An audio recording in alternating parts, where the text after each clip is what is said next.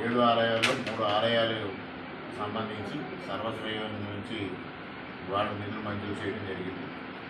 ముఖ్యంగా ఈ 3 గ్రామాల్లో గ్రామస్తులు ఏదైతే సర్వశ్రేయానికి సంబంధించి కంట్రిబ్యూషన్ కట్టాల్సి ఉందో దాన్ని జమ చేయడం, దాన్ని కమిటీకి పంపించడం.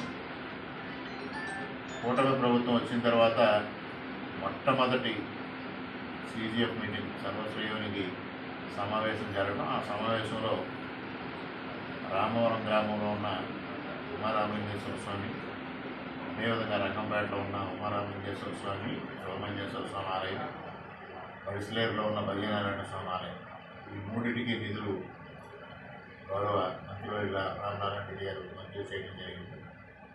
అదేవిధంగా మిగిలినవి కూడా గ్రామస్తుల నుంచి చెల్లించాల్సిన విరాళాలు చెల్లించిన వెంటనే వాటికి కూడా మంజూరు చేయడం కోసం అంతా సంసిద్ధంగా ఉండడం జరిగింది. మొదటగా మొట్టమొదటి కూటమి ప్రభుత్వం వచ్చిన తర్వాత మొట్టమొదటి సమావేశంలోనే